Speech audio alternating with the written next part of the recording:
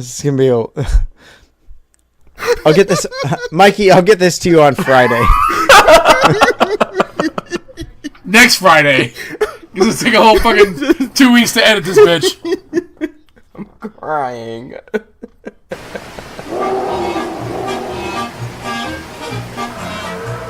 Bienvenue and welcome to the Three Sheets of the Mouse podcast. This podcast does contain adult humor, lots of talk about sad beer, cool subjects, but we love Mickey Mouse and Disney.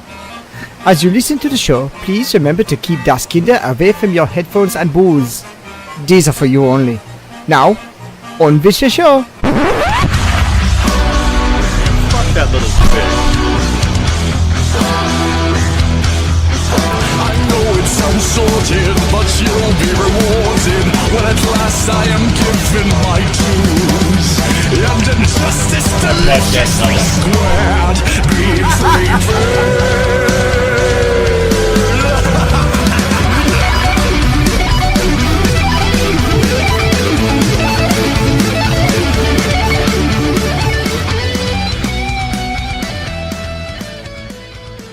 Hello everybody and welcome to episode 73 of Three Sheets to the Mouse. We're five average guys with love for all things Disney, and joining me on this week's show are four guys who love to do the Lederhosen. Yeah? Tim. What's up? Mikey. Willkommen. Adam. I'm not quite sure what a lederhosen is. It's a whole lot of hosen. It's like a liter pantyhose. of cola, but it's a liter of hosen. And I don't know why I would do them. I don't understand that. And of course the Beard Tronson. Why is he smiling at me? Be afraid. But we also tonight we also have two special guests. First, let's welcome in Hans, otherwise known as James Simaj, What's going on? and Zabrant. Guten Tag or something like that. Is that like not a German? That means like good and tight. Put a Volkswagen in your Lederhosen.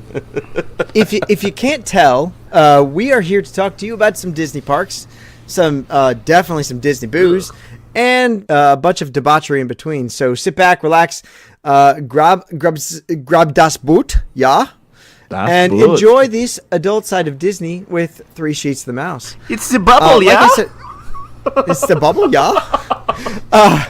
If you can't tell by now, We've lost all our German we're listeners. drunk. That's what we've done so far. Do we have any German listeners? Not I don't fucking think we have any now. German we got someone from Switzerland. It's close. Really? It's a Not neighbor. anymore, we don't. Hey, we'll be seeing her in October. Yeah, she's going to be on the cruise. Well, disclaimer, she's originally from Jersey, so she's Yeah. not really from New Switzerland. Jersey? New Jersey? Jerseyites. New Jersey? Germany. Tonight we're going to be talking a little bit about Germany, a little bit about the German Pavilion. But before we get started, little disclaimer: we've been tasting some whiskey. Thanks to CMAG, we had a fun Whistle Pig whiskey tasting. It was a lot of fun, I'll tell you that. And most of us don't know shit about what we're tasting. Except for being Mikey. Learned that today. Well, let's be honest. The ones that should know don't. Don't know. Hey, but if you want to learn more, there's a great group out there. Yeah. And then Called what's that the- group? Where's The Bourbon Society of Enthusiasts and Addicts, and you can join it on Facebook and learn more about all this crazy shit that we do when we It's a taste. secret. It's a bourbon secret whiskey. cult, though. You have to. Secret Secret cult. society. You have to understand that we will ask for a blood pact. Right. And we do have to brand you, so that's that. You But have to know the password. And then you'll be like Yeah, Emil in Ratatouille, and you'll get the nuttiness. Get the nuttiness. tonight, if you do want to go check out, we'll post some pictures from our Whistle Pig tasting over on the BSEA. Go over there, check that out. Just search on the search bar. I'm not going to sit here and do the Facebook groups.com/group/whatever because Yeah, don't be lazy. Wait, Search wait, yourself. wait. Who Search the yourself. fuck took pictures? I didn't know there were pictures. I didn't take There were pictures. pictures? We were taking didn't take pictures any of that pictures. hot mess? Listen, I didn't know there was pictures being taken last night, but apparently they were, and they were on Facebook too. that's so. right. Well, you drove, so it's okay. I don't remember much of last night. No, I was pretty There sober. we I are. wasn't as bad as I thought I was going to be. I was sober, and I still don't remember pictures being taken. There were a few. Scotch is sneaky like that. No, we did have a whiskey tasting last night with Japanese whiskey. Oh, the Japanese. I want that. And I gotta laud James here, CMAG, because he's the one that turned me on to Hibiki, and that's the shortest I've owned a bottle in the last year and a half. That's good stuff. That was really good. That was really, really good. That sneaks up on you as being so smooth. And now you have it compared with the Johnny Walker Platinum. What'd you think? Well, I thought it was the Johnny Walker Platinum was like the big brother of the Harmony, because the Harmony was a little bit, softer. The Johnny Walker Platinum was like a bigger, bolder flavor. Same flavor profiles, in my opinion, but it was just bigger. The Johnny Walker Platinum was bigger. It was kind of the same flavor, but stronger, I thought. I'm gonna have to check that out. It was quite tasty. I had that Platinum, and thanks, Scott. I would have never tried that in my life. It's a solid Good. whiskey, and you know what? It's under the price of Johnny Walker Gold. Yeah, Johnny Walker Gold, and well under the price of Johnny Walker Blue, and I think Johnny Walker Blue is way overrated for what they want to charge for. Yeah, I thought they paralleled each other. I just thought one was a little more flavorful. Small. Yeah, it was stronger. It was just same flavor, but just more in your face, and I loved it. I love both of them. Yeah, they're good. They're good. I should have served that with the Hibiki instead of the Nika, because I made Adam try some. I really like the Nika though. The Nika malt whiskey, pure malt, is really good. It's about as close as you get to Scotch in Japanese whiskey, because the guy was super obsessed with Scotland. So, but speaking of booze, because we've all been drinking many whiskeys, what are we drinking tonight? So, Adam, we'll start with you. Right now, I've actually skipped from the whiskey, and I actually have High Life. Oh yeah. Ooh. In the can, because that's all I was able to find. And They only make it in a can, Cigar I'm City sure. Brewing Company India Pale Ale. It's actually really fucking good. I didn't think I was gonna like it, but Have you not had it at Disney? No, never had Yeah, it before. they serve it at. Oh, it's so good. Wait, I had it at 50's we don't Prime typically Time. buy beer at Disney. I'm much Unless more of it's a at booze Food and hound Wine. in Disney. Yeah, we go for the hard shit in Disney. Liquor's quicker, right? No, it's true. No, it's. I'm gonna pay what, $8 for a beer? I can spend $2 more and get a cocktail, Yeah, or a shot of or whiskey. or pour. I mean, Yeah. it just, for me, the beer equation doesn't make sense in Disney. It is a higher price for beer in Disney, but if you're like, I like to have beer during the daytime. I think it's a good, it's a good refresher from the Florida heat. I drink slushies during the day. Yeah, alcoholic slushies are the way to go. Alcoholic slushies are the way to go during the day. This is true. James, what are you drinking tonight? Tonight I am still drinking the Whistle Pig. I'm doing the 12-year-old, the one that's got the 20% port and the 30% Madeira cask. That's the number 3. That's the number. Number That's 3 number for all. 3. Everybody's scoring at home. Everybody's good. scoring I at like home. It was good. I don't know if it was If my you're favorite, ordering but off it the was good. menu, it's a number 3. It was good. It was good. It was definitely porty, but that played well with the rye. Dude, It really does. gets that bubblegum smell. I'm telling you, off the nose, no one smelled it besides me. I said it smells like bubblegum, and everyone's like, oh yeah, totally bubblegum. I said the same Smell it thing. lightly, yeah.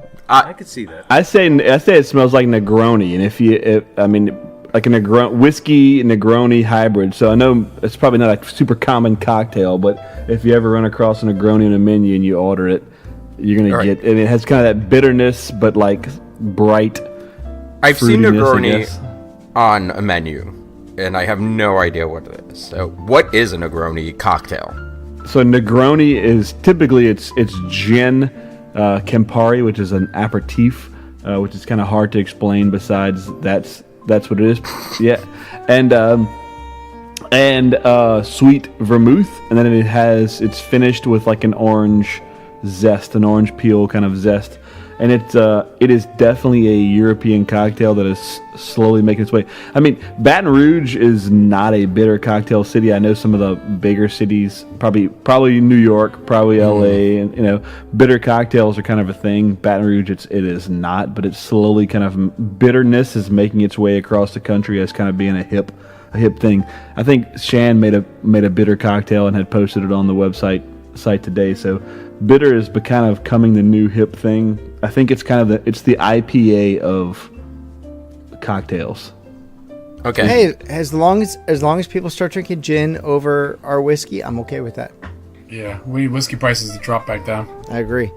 Brent, what are you drinking then? Since you wanted to school us on the aperitifs of Europe.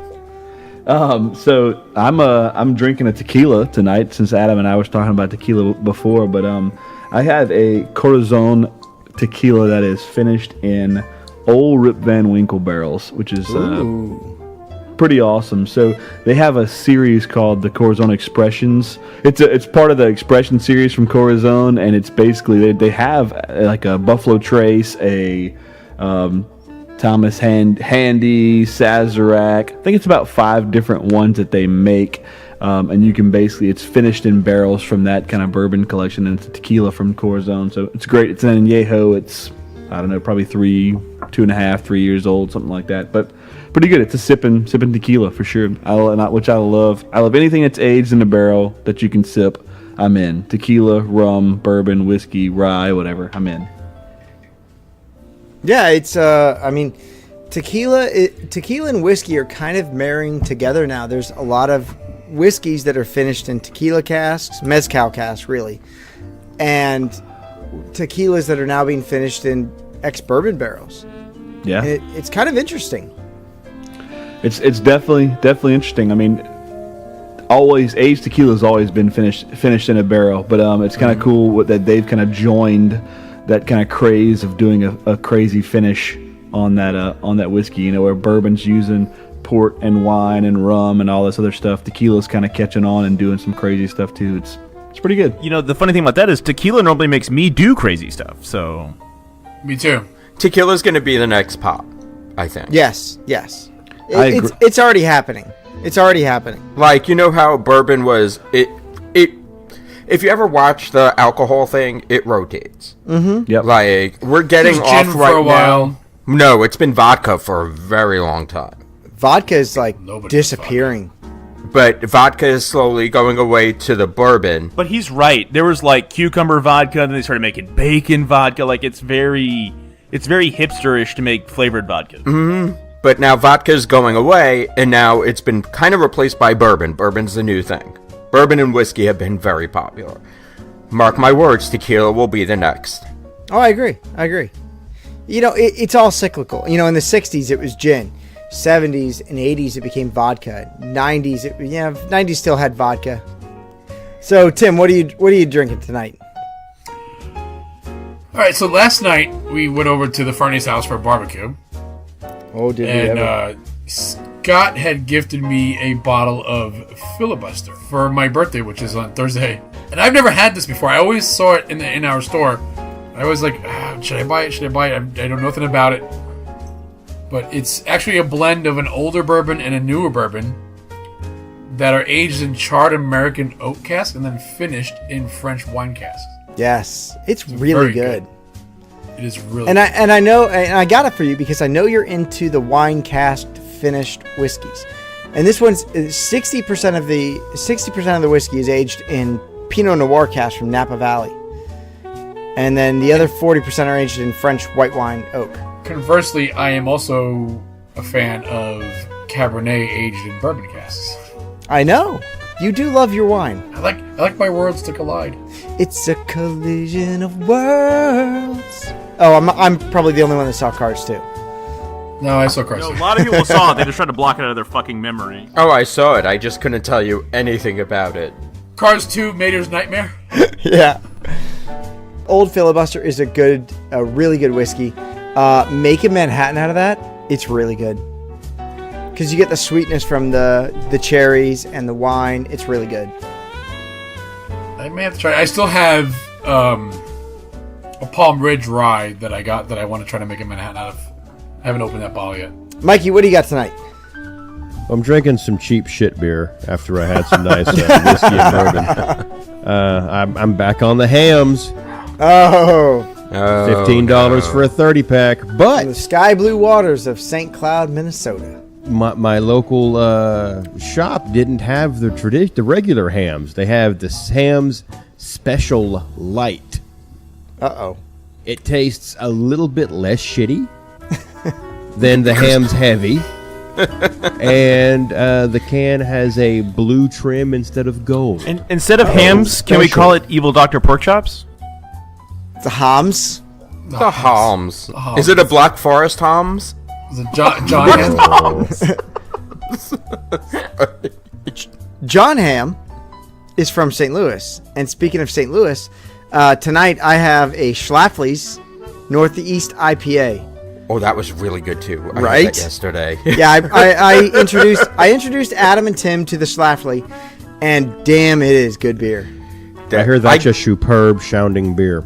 It is. Well, I don't like IPAs usually. I find them too bitter. I find them very kind of basic white girl kind of thing to me, where it's just like it's the buzz thing. Let's see how much I can drink of this really bitter, nasty tasting stuff, but that's really well balanced. So Yeah. I really enjoyed that one. It's not bitter. It's not overly hoppy. It's just a good, crisp flavor. It's a little bit cloudy when you pour it out in the glass because it's unfiltered, but it's really good. I love this one. Go Schlafly. Schlafly. So Trenton, close us out. What are you drinking? Well, much like May 9th, 1945, Scott, now that we're covering Germany, I am drinking a Budweiser Freedom Reserve. It's a red lager. And how do you feel about that? I feel free, Scott. Makes him want to wear his pizza pants. Damn, you beat me to it. That's okay. Right about now, Stephanie's looking for her night, for her evening wear to get ready for bed. She's got her pajama Good, pants wearing on. Yeah, she Are goes. those LuLaRoe? She goes into her drawer. She's like, "Where are my pizza If pants?" these were LuLaRoe, they would be much tighter. Thank God they're not. You know what, James? I'm going to invite you and Brant to stay on the show, and you're going to actually be our judges here. So tonight we're going to talk about the Germany Pavilion. Okay, we're gonna talk about a little bit of history, but most importantly, we're going to do some armchair imagineering. You guys ready?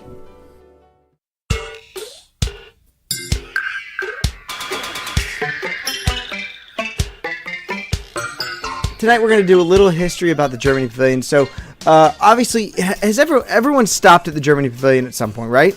Yeah. Yeah. Da. Yeah. Okay. Da is Russian. It's just ja. I've been drinking. Leave me alone. Fuck you. Russia, Germany, whatever. It's all the same. It's all scary. Okay, it's all one of those scary. languages that sound really awful when you actually listen to them. It's a very harsh sounding language. James, does it not sound Klingon? Yeah. If you try Yeah. really hard and you do a little gurgling. Wait a second. What are we talking about? Because The Klingons. We're talking about the Klingons. For those that are Star Trek aficionados, Gene Roddenberry did base the Klingons a little bit on the Germanic tribes of Hessian Europe. So there is that. But we are talking about the German Pavilion, and it is a beautiful, beautiful pavilion. If anyone's been there, and I'm sure we all have, it's got this awesome old world Platz, which is in German means square. It's an Excuse old- me, I plots. Yeah, in Yiddish, it means something totally different. Yep, pretty much. Excuse me, I have spoken amongst my Gesundheitsleute. Please discuss something amongst yourselves. Top 6 is Germany Pavilion EPCOT. If you've ever been to Munich, has anyone ever been to Munich? First of all, Never been to Germany since my ancestors left. the Germany Pavilion does look exactly like the Marienplatz from Munich. It's got that old world architecture, that old German style. It even has a glockenspiel that plays on the hour, every hour. There's a little clock there. It's called a glockenspiel. Are you going to sing? You have to sing for us now. It doesn't really. I don't know what it plays, but it plays music. But it's got this plaza, this area where you can kind of like sit down, grab a beer from the cart, and just enjoy the Germany Pavilion. It really is nice. Is this where the Kringle Market is? Yes. I always want. That's one thing I really want to do. They also have the caramel cooch. Cooch. Sorry. They have the caramel cooch there, which if I apologize. I have a really hardcore buzz going right now, so this is not gonna. It was end funny. We were talking about this store last night, and Scott's sister-in-law got a kick out of the name of that store. Now I. well, there's Cooch. there's a long story about that can only be told off the air. But there's a wonderful shopping here. You obviously the Munich is famous for one thing, and that's bears. The bear is the Munich animal. Yeah. So the teddy bear is a German invention. So they have a teddy bear shop, which Der Teddy Bear is a toy. They sell Gund teddy bears. But that's where you can get stuffed animals, medieval themed toys, finger puppets, and of course teddy bears. Yes, puppetry is a German thing. They also have a glassware because German glass is very popular. The Volkkunst. The what? And that's where you can get the Volkkunst. It means people's art. People's art, yes. Is it Kunz? Like Volkswagen means the people's car. Yes. But this is where you can get giant beer steins. I have one upstairs that I got from being in my friend's wedding. It's got Mickey on the front, and then it's got my name on the back. It's a huge liter beer stein. It's really cool. Scott, I judge you're going to have a lot of editing to do this episode. Yeah. I have one that holds peanut M&Ms. But that's where you can also find the traditional felt hats, the green German hat that everyone kind of associates with cowbells. You can find cowbells there. Awesome. You can buy lederhosen. Needs more cowbell. You need the lederhosen to go with the green hat. That way you got something to wear when you're ringing your cowbell. Yeah. And you're playing with your Kunz. Jesus Christ. And eating your camel cooch. They also have Das Kaufhaus, which is it's essentially a soccer store. It's awesome. Because Fußball is huge in Germany. They are four-time cup winners. Yeah. World Cup winners. Not this year. This year. Yeah. And we're losing more German listeners if we have any. Germany, are you watching? But there you can find jerseys. Just like if you go over to the UK, go over to the British Pavilion, you can find the jerseys of some of the more popular German teams like Bayern Munich, 1860, and VfB. Hamburg. Yeah. There's some wonderful. I mean, I have a Bayern Munich jersey somewhere here because I went to Munich, and why not? How are we still When not in talking Rome. about the best store in Germany, Scott? Well, we're getting there. Fucking caramel Getting store. there. We're getting there. He was talking about caramel coochie. I talked about it. What? Did we? James was distracted. No, the best store in there is where you can get a glass German Christmas pickle. Yes. So No, the Stein store is the best. the Stein store is really good. So also they have the Weinkeller, which is a wine cellar, obviously. And that's where you can find German wines. Riesling is a big German wine, but there are some good red wines there. I implore you to try those. It's a wonderful store. But they also have wine glasses and more glassware. Do they have a wine flight, Scott? That's what everybody wants to know. They do not. You cannot buy samples at. It's only by bottle. No, it's only bottles. You buy them by the bottle, and then you take them back to your resort and you patio drink or hallway drink. You can also buy the original gummy bears there. Yes, you can. And you can put those in vodka. Yes, you can. Oh, And hello. low and serve extra horseradish German mustard, which is fantastic. Yes. Yes. If you like spicy mustard. Spicy You like mustard. spicy mustard. Spicy brown mustard is the best invention. Like Grey Poupon? Grey Poupon. No. No. Oh. Not the same. Oh, okay. Grey Poupon is French pussy mustard. I wasn't. I'm gonna peace out because I wasn't expecting to stay up and record tonight. I appreciate the invite, but I don't know how you're gonna edit my judging out. But Brent, I'm gonna peace out. we want to thank you for joining us on the show. Thanks for stopping by. It would have been nice if you could stay a little longer, but we understand. Unfortunately, Brent, this week I'm not gonna have the awesome Whistling Disney 3 Sheets mix-up that we had last week, or on the last quickie, because that is an awesome intro. But go ahead and quickly talk about Whistling Disney real quick. So yeah, you can find me and my amazing wife, Sydney Burke, at Whistling Disney Podcast, wherever you can find your podcasts. And you can come to Facebook and searching groups for Whistling Disney. I think it's Facebook/group/Whistling Disney. Pretty easy to find wherever you can find them. And check it out. Different podcasts with kind of a couple's perspective. We release shows every Month? Every time you post one, it's released. so often. Every now and then. I will say this.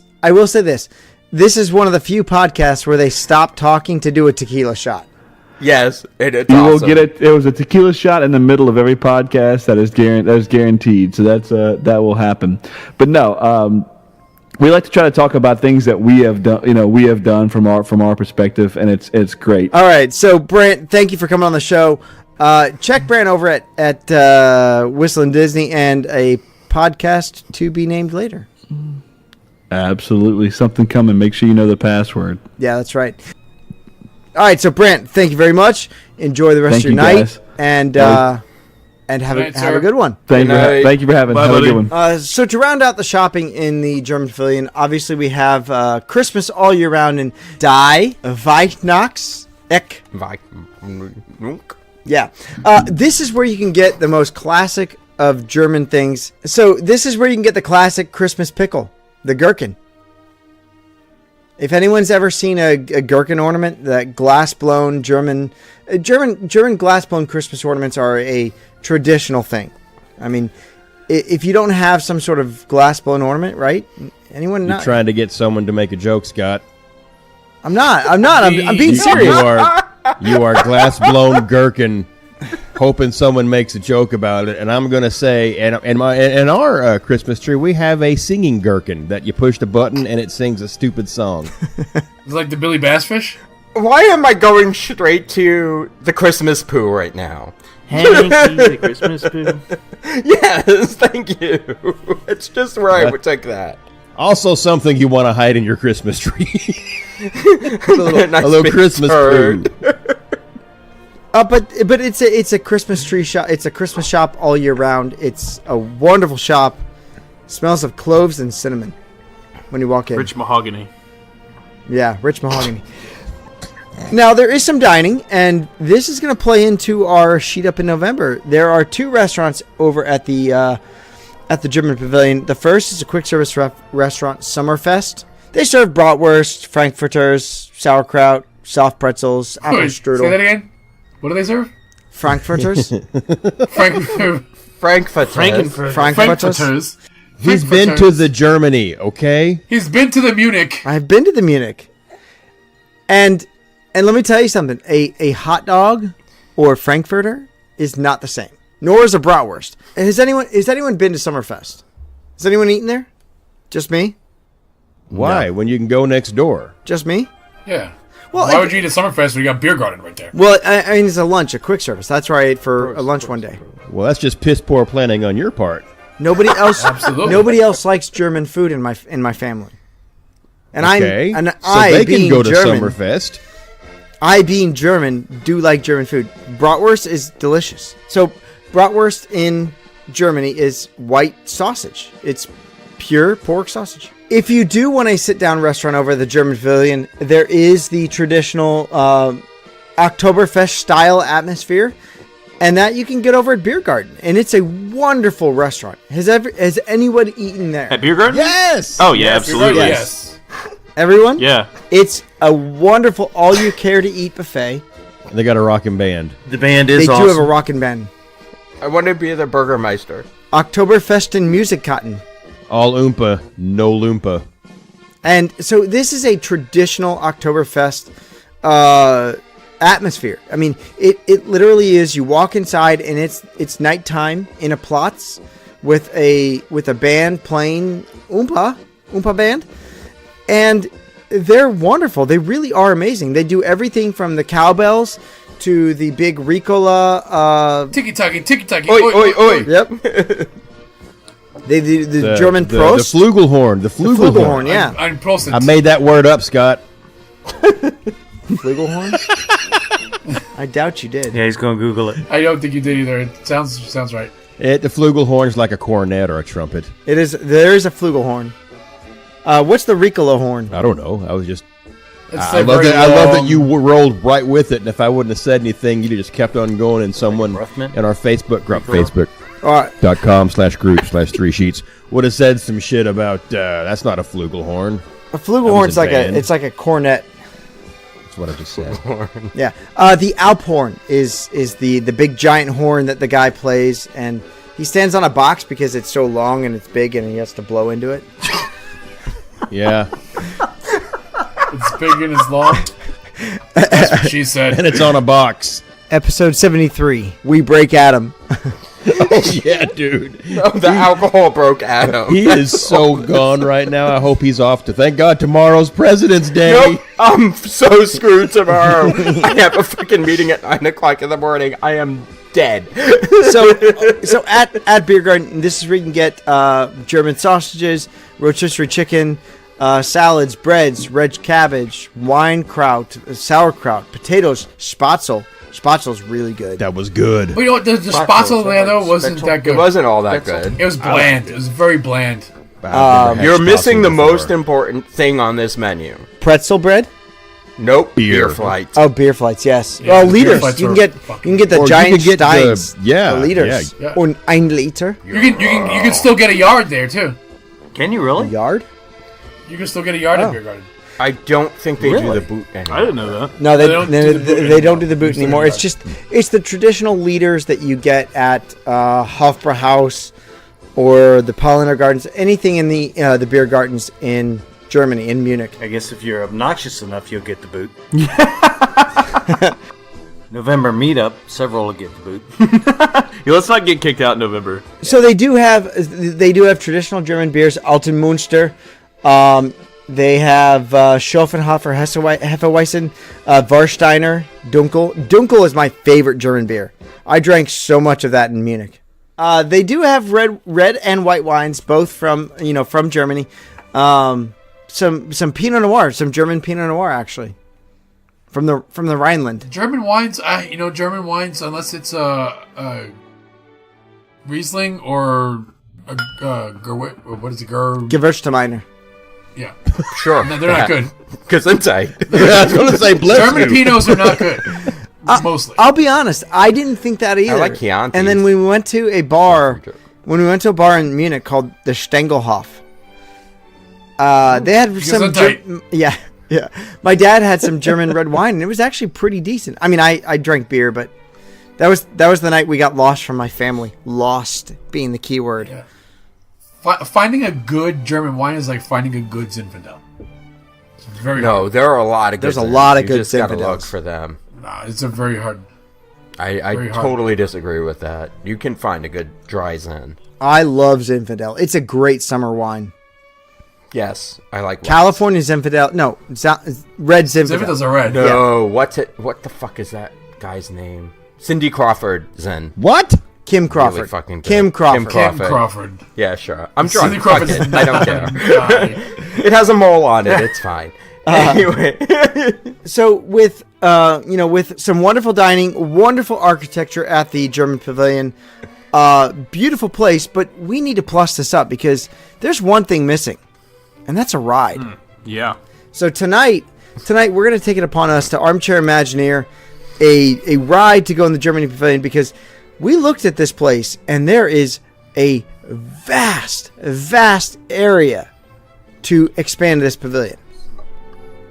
So, with about 3 total acres to play with, we're gonna go around the table, and we're gonna find something Is it really to do. that much? Yeah, it's like 3 acres, I man. fucked up. It's huge. I'm done. All right. Hey, It has two pavilions right next to it that are unused, and then placed in the Which back. two? Africa, and then another pad that's Africa's on not really a pavilion. It just has a cool post. cool post. That's where the Africa Pavilion was going to go. Belly. And so there's plenty of room here. So we wanted to Imagineer an attraction that we would find entertaining. So with that, Trenton, lead us off. James, you will be the judge. You will actually be picking on the show which attraction you want built.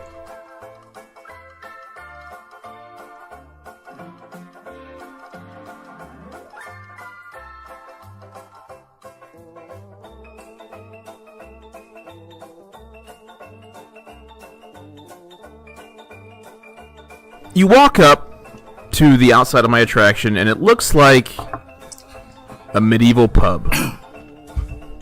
There's a duck on the sign. No? Nobody follows me so far? It's the snuggly duck. Does it quack in German?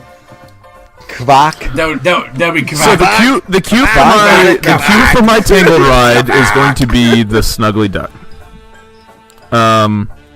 You walk in. As you walk through the line, you see the piano, you see the bar, you see all that. I'm sure everyone's seen Tangled. I would hope, if you're listening to the show. So why? I'm seeing it live in October. Trenton, why And at Tangled? last I've seen the light. Why Tangled? Because it's the most popular IP that's German, in my opinion. No, Really? I think so. I think Snow White. Maybe 60 years ago. Hold on. We forgot. If it's not 10 years or younger, it's not important. Yeah, pretty much. If someone had to actually draw I that can name shit. a few that are more popular than Tangled, but Cinderella. You're allowed to be wrong. It's okay. Cinderella. Trenton, all I'm gonna say is I switch Okay. spots with you. If somebody chooses my idea, I'm gonna be pissed. Cinderella has a whole fucking castle in the center of the park. Tangled has a fucking toilet. Although Cinderella is also French, but it's like French and German. It's the Rhineland area. So we'll get to destroying that toilet in a By second. Brothers Grimm. Okay. I've already been doing. Oh God. Okay. So as you get to the end of the queue, as you walk through the Snuggly Duck pub there, Snuggly Duckling. so you walk up and there's a large 2-row 3-seat car that's shaped like Pascal, her chameleon, and yes. So you load into the car. And it starts as a dark ride. So you're going to the first scene. You're going to go around a bend, and it's going to be dark, and you're going to see one light, and it's going to be a glowing flower, and you're going to see a wonderful new age animatronic of Grothel. Is it Grothel? Gothel. Mother Gothel? Yeah, her fake mother. Mother Gothel. It's got an R in it. No. Gothel. Gothel. I'm pretty sure it has an R in it, but okay. Anyway. So the animatronic is going to be new, groundbreaking animatronic. She's going to be old when she goes up to the flower. She starts singing. She miraculously becomes young. Her hair turns black. Her skin becomes unwrinkled. She becomes young. So after that, you move past that scene, and you're still in your car, and you're showing a screen showing the sick queen, and it's showing the scene from the movie where the queen is sick and she needs the flower, and they go, looking for that. So as the car enters a dark tunnel, the doors close behind you, and you see the queen getting run off, and the scene from that. So you're in this tunnel, and all of a sudden, this entire tunnel going all the way up, probably 40 feet, is all LED screen, and you're seeing the scenes from the movie where, the queen gets healthy, but then the baby gets stolen, and you're going up, and you're going up, and you're seeing more of the scene, and Rapunzel's growing up, and you see her get to the top, and Flynn shows up, and he convinces her to leave. So as the doors open in front of you, and you're getting ready to jump out of the tower, your car goes into a roller coaster, and you spin down the outside of the tower. The dark ride turns into a roller coaster. and you go down, and you get onto a track, and the track is her hair. And you're going down, and you get to the end, and then you get thrown into the pub itself, because that's what happens next in the movie, right? You slow down, it becomes a dark ride again, and you go through a more detailed animatronic-filled version of the Snuggly Duckling. And then all of a sudden, it drops again, and you're in the dam scene, where the dam breaks, and the water's flowing out all around you, and you're running away, and,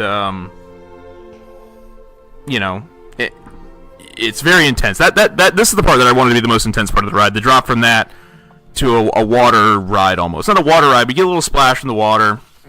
So it goes back into a dark ride after that, and you go into a dome, and Flynn and Rapunzel are in the boat, and you're in a dome, and you see all the lanterns floating above you. And it's really slow and awesome, and, all that mushy bullshit. Fuck you. That's my favorite part of that. Yeah, movie. dude. No, it's great. That's what I'm saying. I mean, it's just mushy, that whole scene. I even wrote slow lantern scene in dome. And we have the song, right? Yes, the song plays. Yes, absolutely. Okay. One of my favorite Disney songs. So after that, you go through all that, and the fog is lifted. And then it's going to go back into a dark ride, and this is where we get more animatronics, and it goes back into the dark ride scene of her hair getting cut by Flynn, and then the tears dropping on his face, and the animatronics just move, and it's very vibrant. And this is the scene that I picture the best part of the dark ride, where everything lights up with the, when she cries and all the gold streams come out. And then you're going to go, after that scene, back into a fast coaster, and you're going to go all through the celebration of her becoming the princess again, and going, fast to the castle, and everybody cheering, and all the animatronics, and then the ride ends. That's it. Is it bad that I just want your payoff scene to be the fucking lanterns floating Yeah, around? but that's not the end of the movie. I thought about that too, but I know, but it is such a fucking important part, and it would be an awesome it's scene to watch. fantastic. So I can't disagree with Trent here, because I had pretty much the same damn thing, except instead of any kind of like coaster or vehicle, you actually got in those boats from the lantern scene, and you ride through a river ride of the animatronics.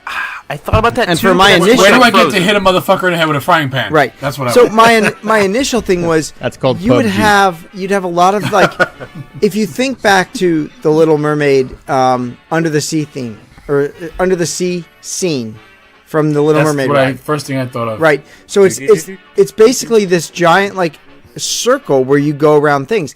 What I want to do is break this thing into quadrants where you would go through certain scenes. Like in the tower, you have a certain scene where she's singing "When Will My Life Begin," and then it goes to her wanting to leave, and then the Mother Gothel song, because you have to have that song in here. I do like that song. So the one big payoff I did like, and I thought it would be a groundbreaking part of the ride, is where you go from the dark ride to the elevator to the coaster, swirling around the outside of the tower.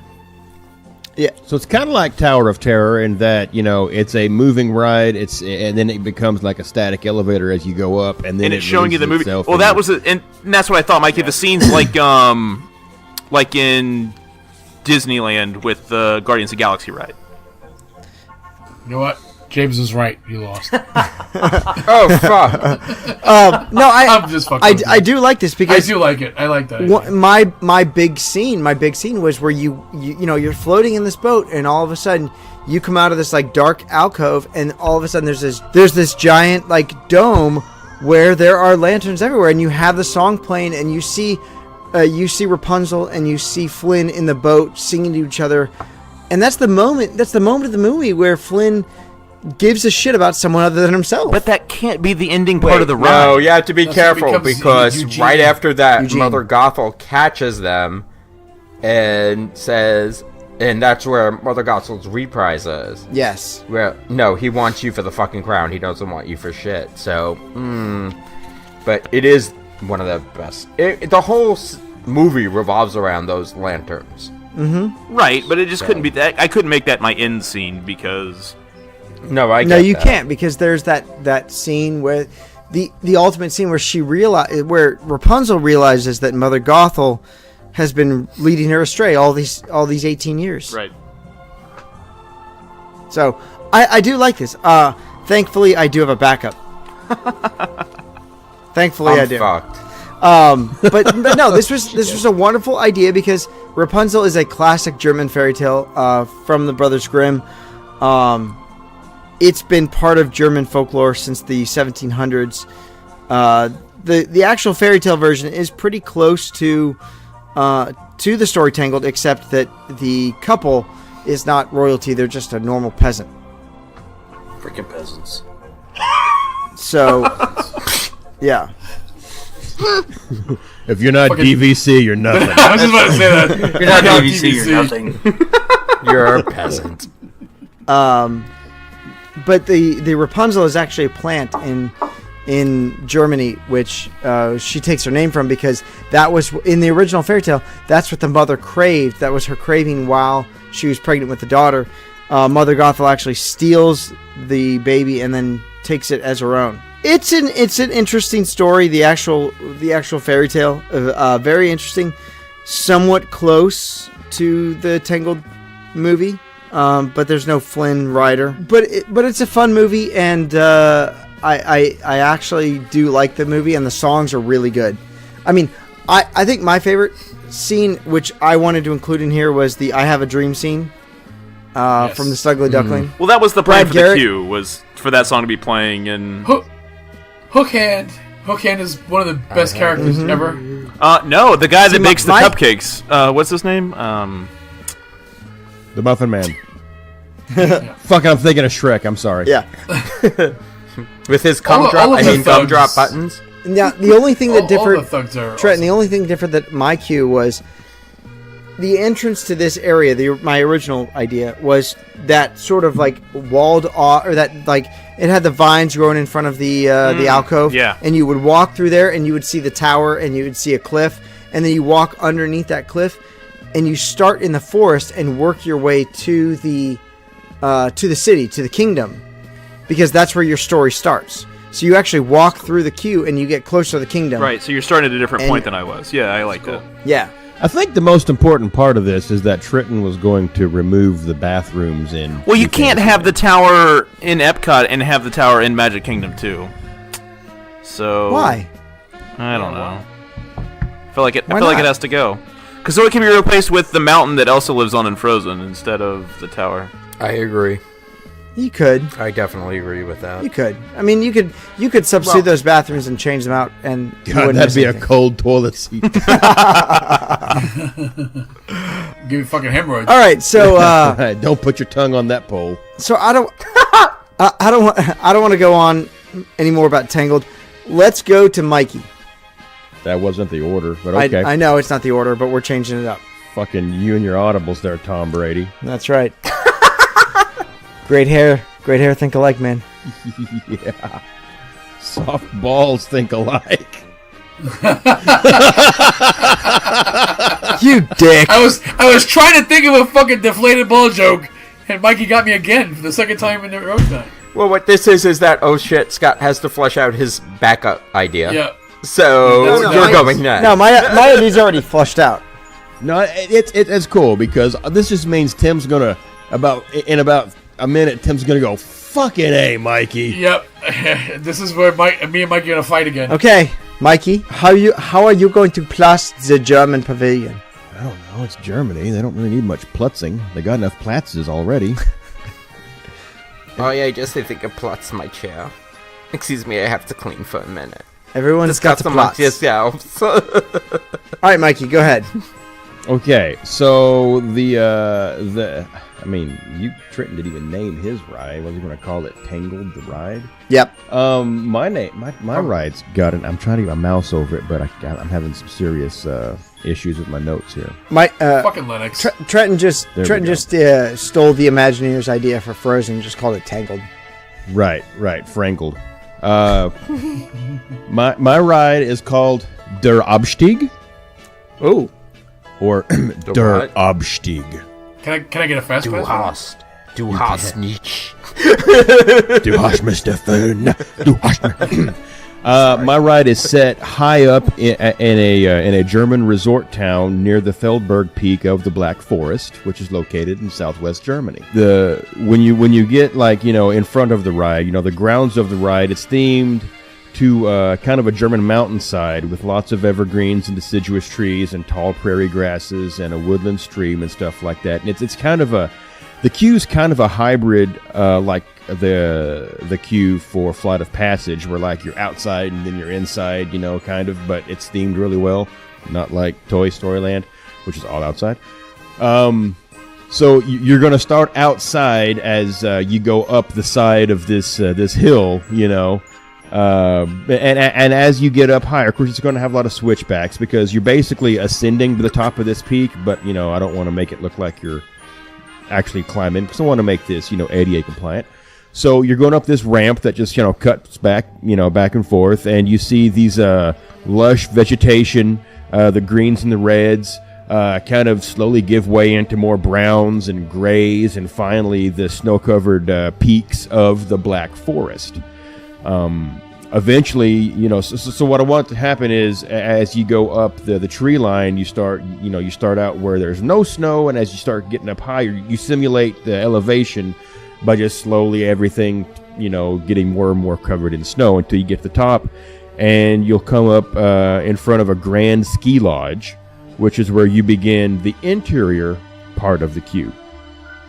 Upon entering the lodge, you'll have this huge picture window with a wooden deck out front of it, and this view of the entire snow-covered valley out there. And this is all simulated with an LCD, kind of like Trader Sam's, through those windows. You follow the queue around, and the overall theming inside the queue is basically going to be German folk with kind of a fusing of your typical American North lodge that you would have, antlers and other, garbage. Garbage. And then, on the overhead, the Muzak or whatever, you'll hear a traditional, you'll hear European pop and rock music softly being played, but also interspersed with that, you'll have the local radio station with occasional interruptions to give you news and weather bulletins and stuff like that. And, you turn another corner and there's another big window and another display, basically, and it's got an interactive element where instead of you go for instance, the Grand Canyon, you drop a quarter in, you look through them binocular things, and you can look around. This will have something similar to that, but we're not going to make anybody drop a quarter in, but you grab it and you can turn it, and it's going to basically show you a zoomed in version of whatever the actual screen is showing. If you've played the old arcade game called Silent Scope, it'll be like that, but basically you got a VR like a Google Daydream or something inside this. So it's got an accelerometer to pan and tilt, so you can actually look around this fake simulated outdoor scene, and you can look down there and you'll see even a little snow starting to fall, and you'll see some guys on snowmobiles racing up the mountain, and and stuff like that, and the clouds kind of moving in, and then a final turn through the queue. You get to the last, display window, and that's when you see the weather's really taking a turn for the worse. The clouds are really dark, and the snow is falling really heavily outside. The wind is blowing. You can hear it. You can hear the boards kind of creaking. And you see there's this little covered area that you've walked into where the cast member is basically letting all the resort guests know that due to inclement weather, and it's so bad, we'll have to evacuate the mountain.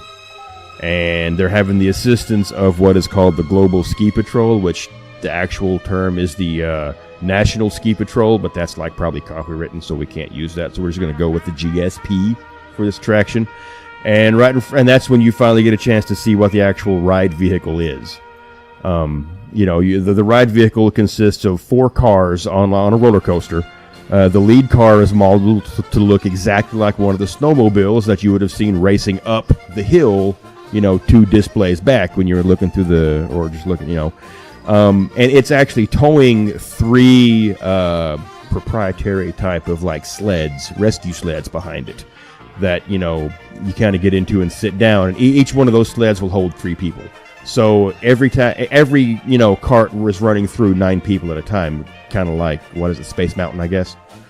But what makes this real interesting and crazy is driving the snowmobile is an animatronic, which you don't see an animatronic in the roller coaster with you in like anywhere else. Now we're doing it here, and it's a very basic animatronic. The head's going to move, the arm's going to move to work the throttle. Maybe his torso will twist about 10 degrees left and right, but it's just enough so during the ride, the driver can turn his head back toward the passengers and carry on kind of a conversation, kind of yell to them. So when you're riding it, you know what's going on. Like, if they say, hold on, you can anticipate something, kind of crazy about to happen. But anyway, you get seated in these rescue sleds attached to this snowmobile train. And, the cast members there load the cars. The driver turns over, looks at her, and you hear the driver say, they've only got one more train coming up here before the roads are impassable, and then you get everybody in there that they can, and then away you go. You kind of exit nice and slow. There's no major, launch or anything like that. You don't get dragged up a hill because you've already walked up the top of it. You kind of exit the awning, and it's done up to look like you're outside. You're still inside this building, but there's lots of trees, lots of snowdrift, stuff like that. Once in a while you see snow blowing because them little soap flake things get puffed out. And then, during this kind of, relaxing, slow kind of tour, because you're not really wanting to get in a hurry or anything, and you can see that you're basically going through ruts that were made by the snowmobiles that left before you. You can see the driver's head turn and look to the right. And, he says, uh-oh, that's not good. And if you follow where he's looking, you look up and there's a screen, and it's going to show this avalanche starting to come down the hill at you, and it's going to cover everything up. So from that point, things get a little interesting, because you kind of go left and you get out of the snow, you get out of the packed snow you're on, you start making your way down through weaving in and out of the trees, and it gets really fast at this point. You're dodging trees, you're dodging boulders, it gets really fast. The snow, you can hear it rumbling back there behind you. This lasts a little bit until you get to another part where you can slow down. It seems like, I guess, when you're doing these rides, you'd like to have a mix of fast and slow and fast and slow. That's kind of the thing that, Trenton had it, I got it. You get going down the hill and you're picking up speed and you're trying to outrun this avalanche, and up ahead of you, you see this, it's kind of like a maintenance shed or a shack or a hangar, kind of, where they do like garage work.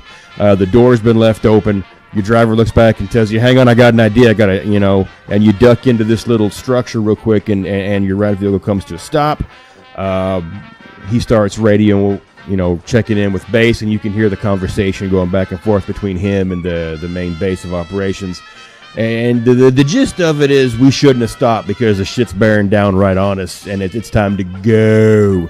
And at that point, you kind of start hearing this loud rumble. The lights kind of flicker and then go out inside the building you're in, which, by the way, actually will house a full-size snowcat snowplow that you would find on these resort mountains and stuff like that. And like a partially torn down snowmobile that's maintenance work done to it. And you can smell the odor of like a garage kind of in there. But the lights kind of flicker and they go out, and it gets super dark. All you got is the headlight of the snowmobile and then the dash cluster lit up. It's one of those hold my beer moments while he says, hang on, just trust me.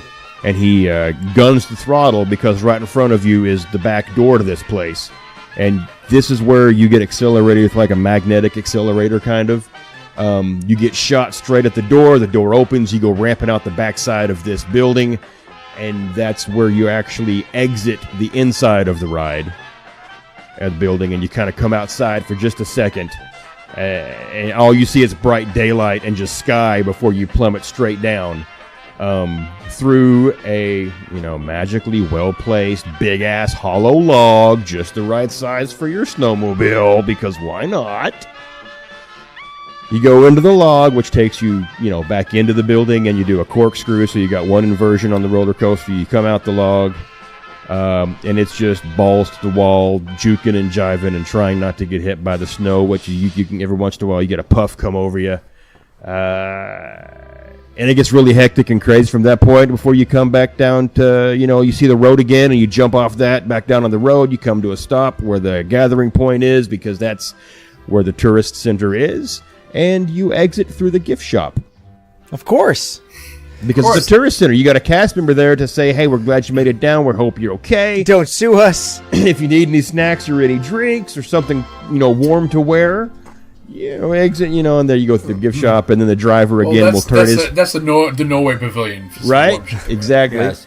The Norway Pavilion, I almost spent a shit ton of money on a jacket that I really wanted. A Helly Hansen jacket. It was like $300, and I'm like, I want this, but I didn't do it. The Norway Pavilion? No, hey, how about my father-in-law spraying the perfume on himself because he thought it was shit? And then he realized it. That's awesome. I mean, the women's one does smell really good. All I know is that, but Mikey, you said fucking about the German pop music, and I got stuck on 99 Luftballons. 99 love balloons. You know what? That'll play, I guess, at some point. Hey, but Mikey knows the best version of that song by Goldfinger, right? That's right, fucking A, man. That was on Empire Records soundtrack. Yes, no, that's the only version of it. I remember that movie. It's that's the only good version of it. That's the only good Renee Zellweger movie. Isn't that what you just said? No.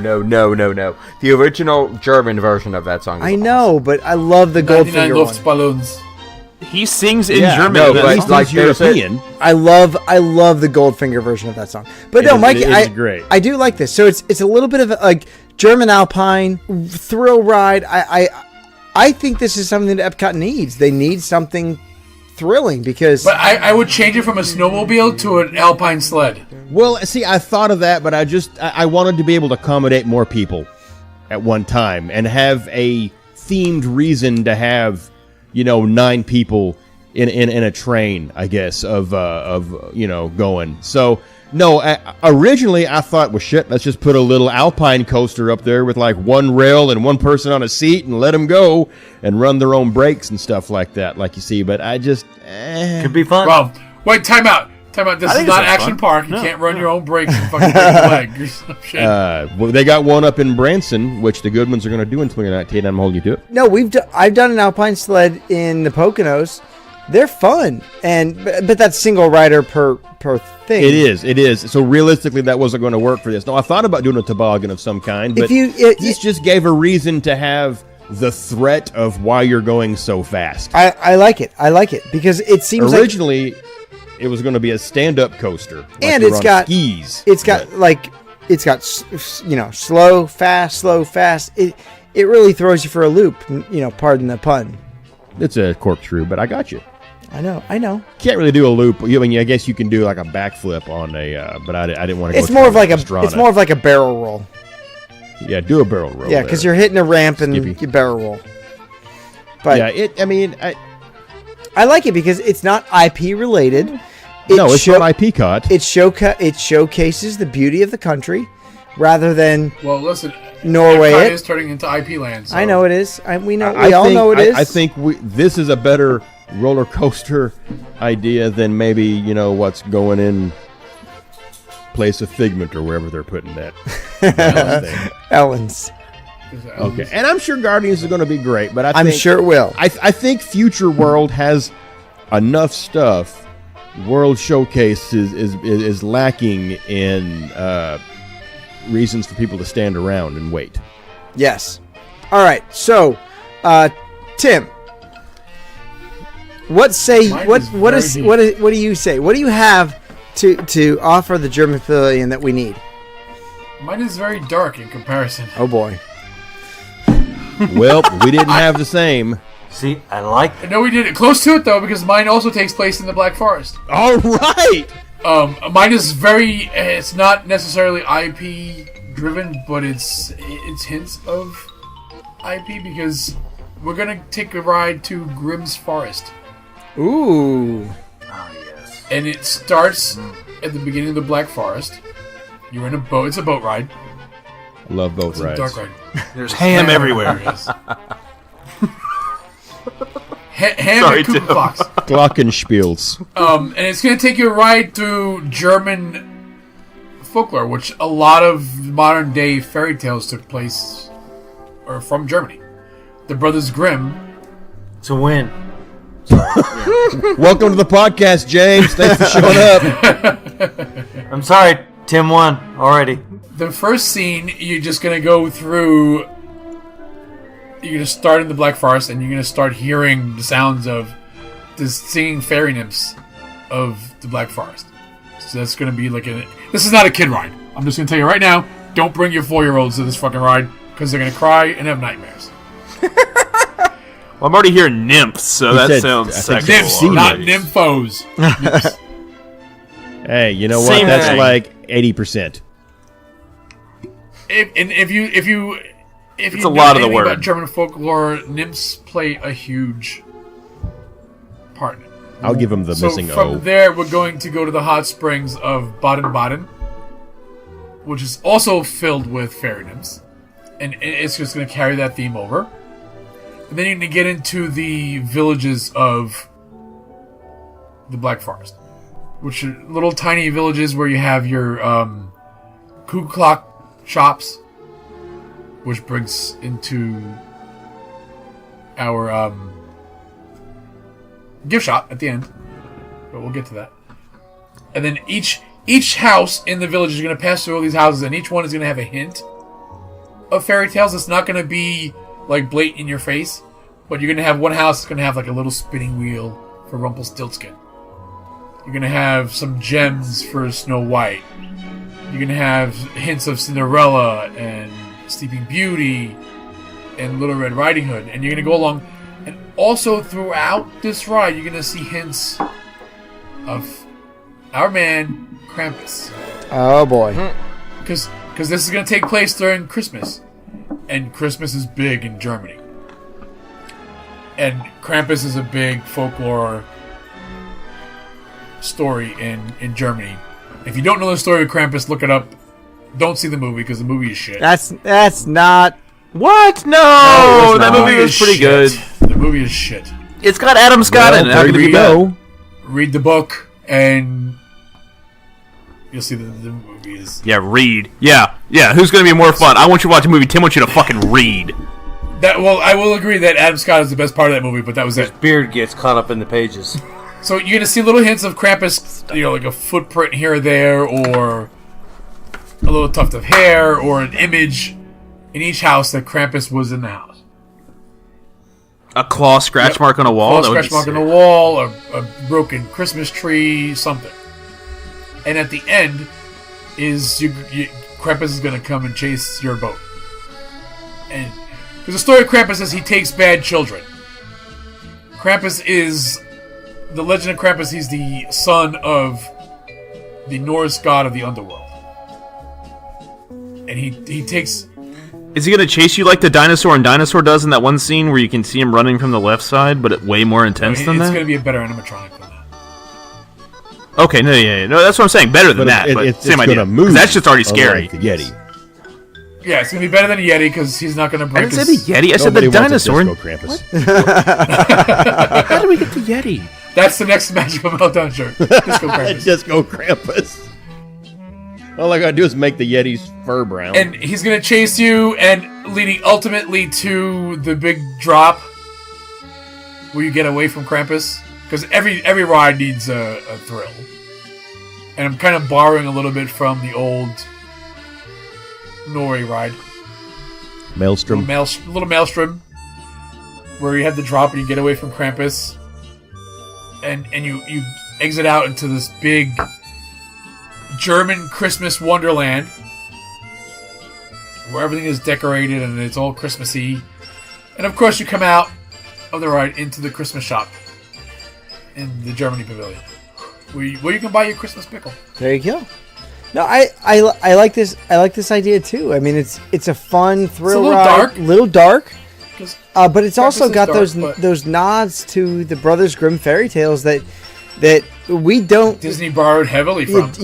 We don't give enough credit to, because, I mean, the Brothers Grimm look, they didn't write these fairy tales. These were across Europe, and they collected them, put them into stories, and made them their own, which is what Disney did anyway. So Disney did a Brothers Grimm. They embellished a lot of them. So and awesome and Disney idea. borrowed a lot from Brothers Grimm. Awesome idea. Adam, we know from history that you're going to win this, so you're going last. I'm not going to win this time. I really don't think I am. He's drunk. So I think even if he had a that's the good other idea, his problem. presentation may be a bit lackluster tonight. Yeah, exactly. So, on the fly, I came up with a backup since Trenton basically Trenton mine. What does that mean? On the fly. You did suck your way into the going first. Yes, seat you did. Tonight, so Not my fault. Adam didn't want to go first, so I just didn't care, and I really didn't want to go first. So there's that too. My ride has a little nod to Cars 2. Okay? Now, Mater's Nightmare? yes. So there's a German racer. His name is Sebastian Vettel. Okay? He's a wonderful F1 racer, Formula 1, great racer. He plays a car named Max Schnell, and that is German for max speed, top speed. We're gonna go and we're gonna go drive one of the most famous roads in all the world, and that's The Autobahn? no, even better, No. even better. The Nordschleife? The Nürburgring Nordschleife. the Nuremberg. I see. I fucking knew this. Yes! I knew you were going to go something Nuremberg as soon as this came out. I'm surprised that it wasn't your first choice, but then I was like, well, you know what? It's EPCOT. You've already got fucking Test Track, so why not? You know what? We're going to take Test Track, and we're going to make Test Track a dark ride. Test Track is going to be a pussy ride compared to this.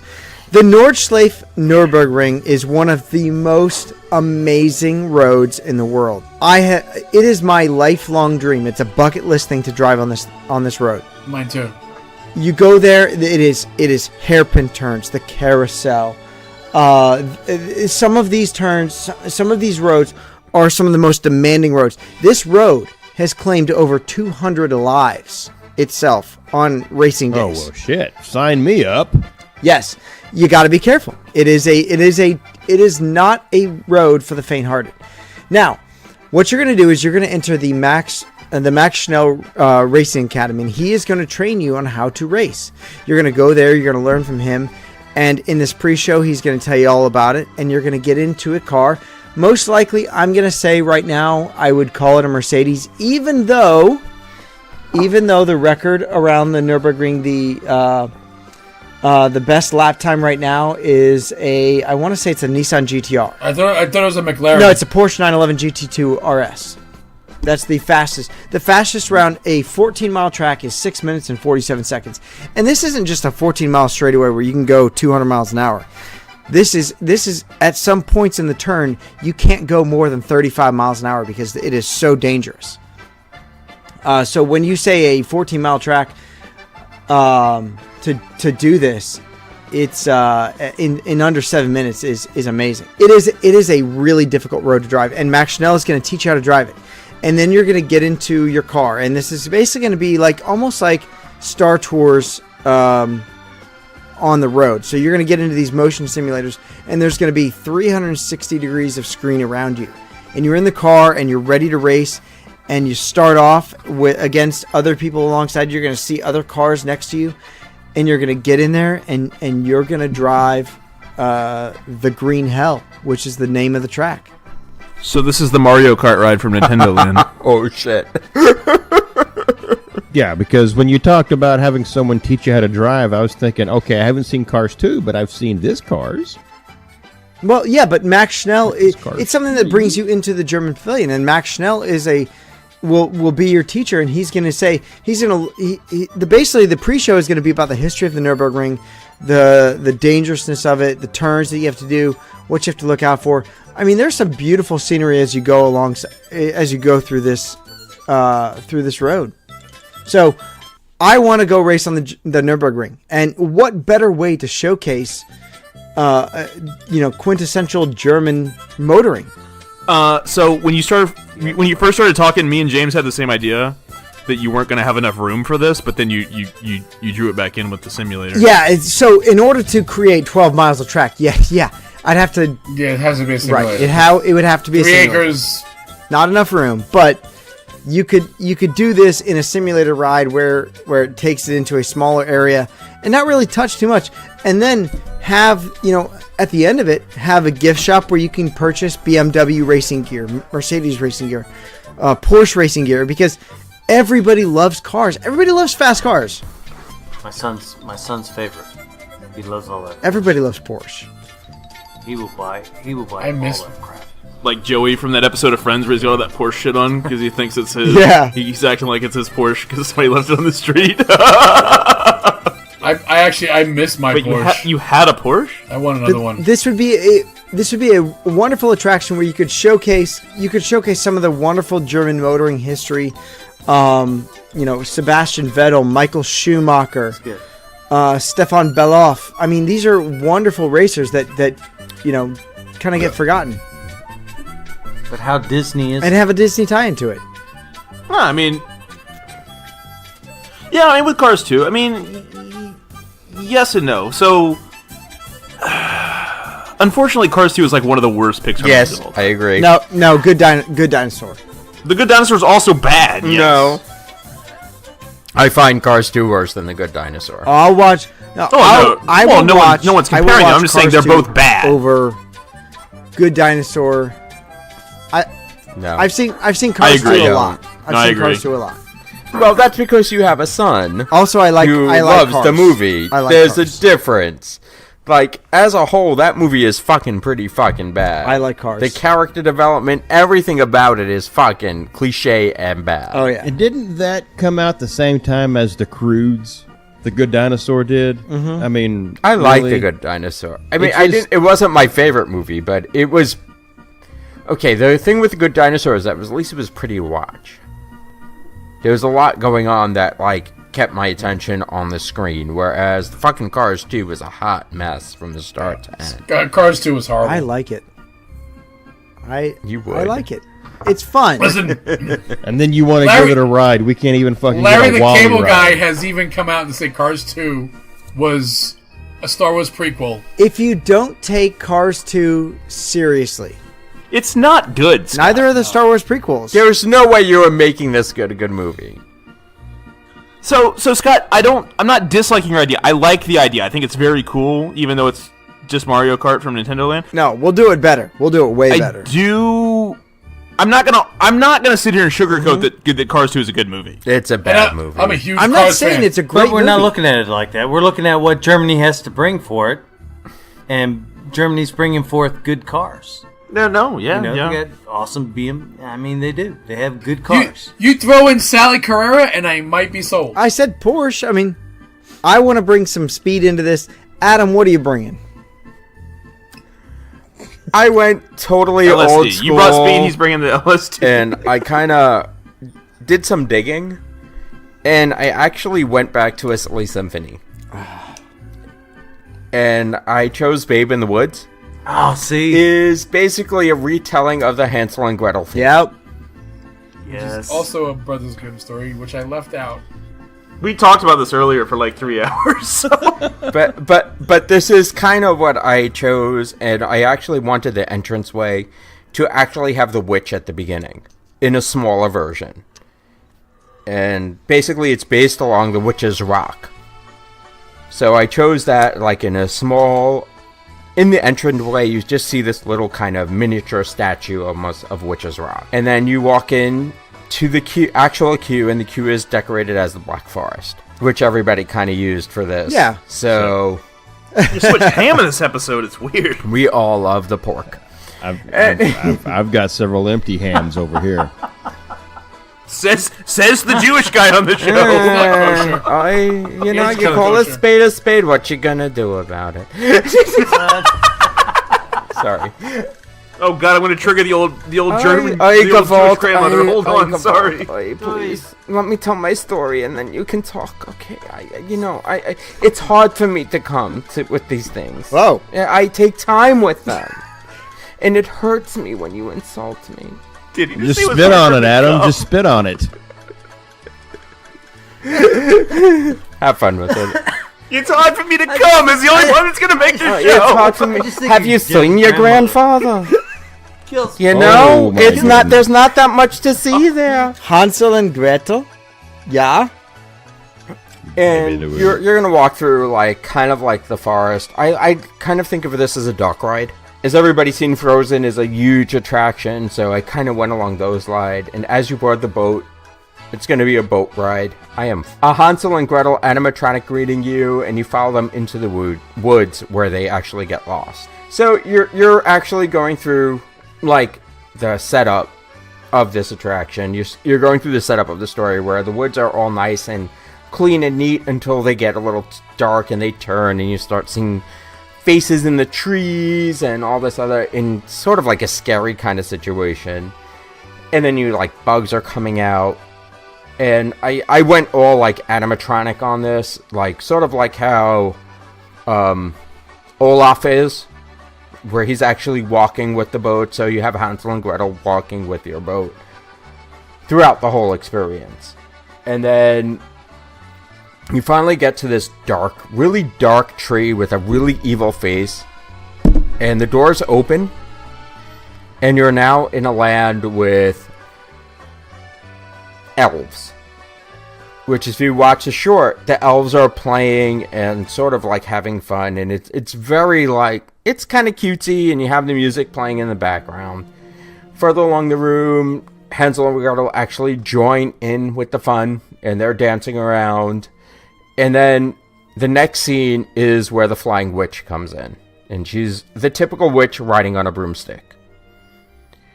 Well, eventually she lands, and Hansel and Gretel actually join her broomstick very easily. They want to actually ride the broomstick with her. So they hop on the broomstick and they fly to the witch's Cottage. like candy castle. I don't know what you would call this. The witch's cottage. The gingerbread house. Yeah, the gingerbread house filled with all of candy, and you just see the outside of this because I didn't want to make it too crazy. And then you go through the doors of the witch's cottage, and this is where my ultimate animatronic dream kind of came in, because you have the witch holding the little boy in her hand, and through the short, she actually turns him into a spider. So, it like my ultimate dream animatronic, or I don't know how the heck they would do this, would be to turn the little boy into a spider at this point. There'd be a puff of smoke or something, right? Like, or fog, or something. I haven't figured out how this would work. But, I mean, I'm trying to condense the story. It's a 7-minute short, and you can find it through YouTube and stuff. It's definitely on there.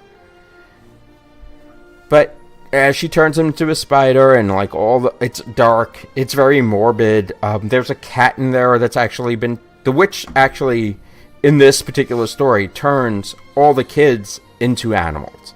At the end of the day, the boy turns into a spider, and the elves come to the rescue. So they actually shoot the witch, who sends her scuttling away.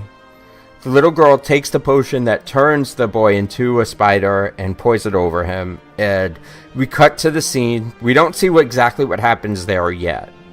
But we cut to a scene where the witch takes off and she's flying over your head. And you see the actual dwarves and elves flying, following her, shooting her with arrows. Later on down the road, you actually see the little girl and the little boy drag their cauldron out. She actually ends up landing in the cauldron from the dwarf shooting her.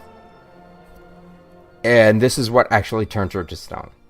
So the cauldron tips over when she lands in it. She crawls out of the cauldron, and you can see her actually turning to stone. And she's the exact replica of the little stone figure that you saw at the beginning of the attraction. The witch's stone. Yes. And this is like the real size version of it. And that's where the British fairy tale comes in, because they had... Apparently, the fairy tale is based on the Grimm story and also the British story where... It's a mashup of it. Where there's a rock that looks like a witch, so this was the way that they told how that rock came to be. So I kind of find like it interesting because it's history. It's Disney because it's actually Silly Symphony. And it's a little borderline creepy, but I think it works.